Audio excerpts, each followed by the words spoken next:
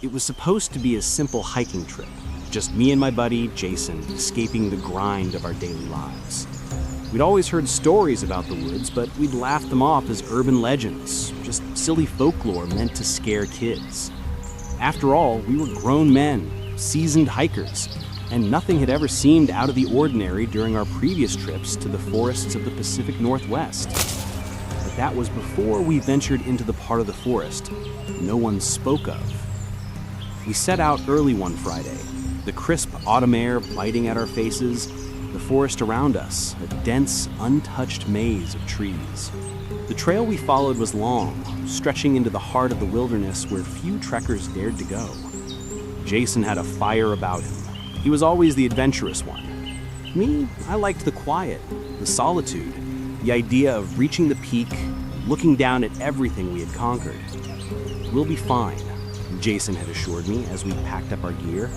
A weekend in the woods, no one around, just us in the trees. I nodded, though a knot of unease formed in my stomach. There was something different about this forest. It wasn't the first time I'd been here, but this section felt off. The trees were older, thicker, as though they had witnessed centuries of secrets.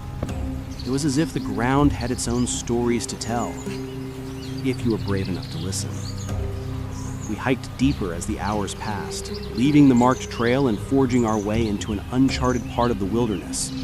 The air was thick, humid even for the fall, and it felt like the weight of the forest was pressing in on us. There was no breeze to move the branches, just silence, the kind that felt like the forest was holding its breath. "That's strange," Jason said suddenly, halting in his tracks. "Did you hear that?" I turned to him.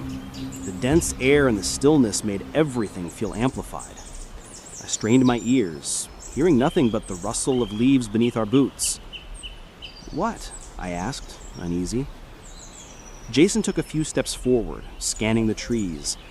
His gaze lingered in the distance before he turned back, a frown creasing his face. "I don't know, I thought I heard something. A noise, something big moving through the brush." I shook my head. "It's probably just a deer or something. It happens. Let's keep moving." But Jason seemed unsettled, glancing over his shoulder more frequently now, like he was being watched. "Yeah, maybe," but there was a hint of doubt in his voice. We continued our trek, the afternoon slowly turning to evening. The sun disappeared behind the horizon, casting long shadows through the trees. We set up camp at a small clearing, a fire crackling softly between us. The night air was growing colder, and an unsettling chill seemed to creep along the edges of the campfire's light. As night settled in, we heard it again, distant, guttural sound, something low and primal. My spine tingled, a creeping sense of dread taking root. It wasn't the wind. It wasn't an animal. It was too deliberate. "Jason, you hear that?" I whispered, my voice betraying a hint of panic. He didn't answer immediately. Instead, he stood staring out into the darkness, the firelight flickering across his face. His expression was strained, almost as if he were trying to make sense of something he didn't quite understand. "That's not an animal," Jason said finally, his voice hoarse. "I think it's something else."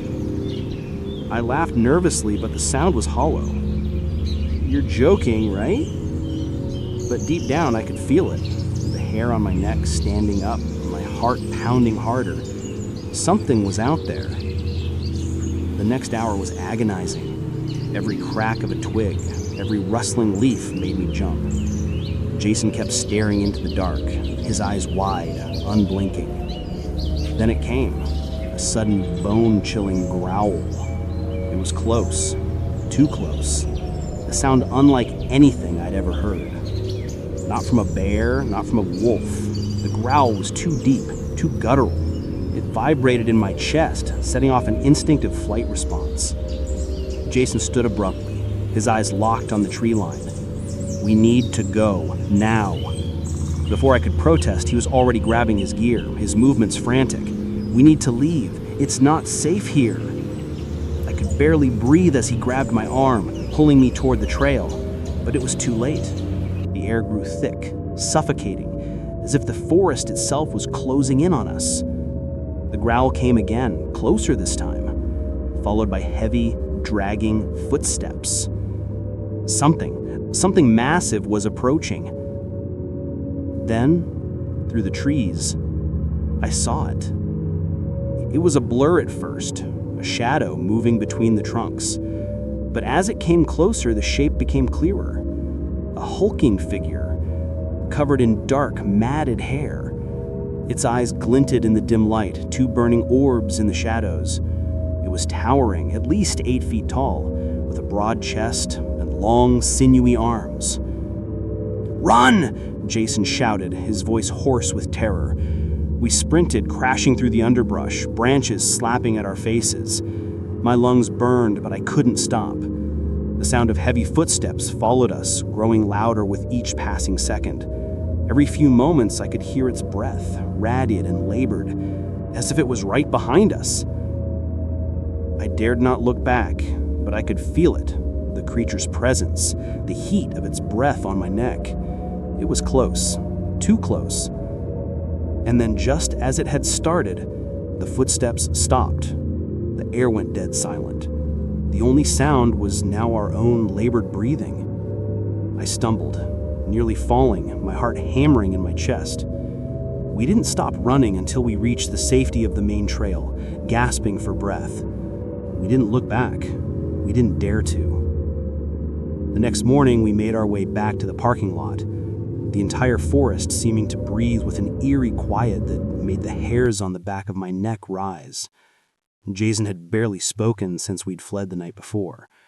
I could see the fear in his eyes, the kind that doesn't fade, the kind that stays with you long after you've escaped. As we drove away, I glanced in the rearview mirror, half expecting to see something watching us from the trees. But there was nothing. Just the trees, just the road, and the feeling that something was still out there, waiting.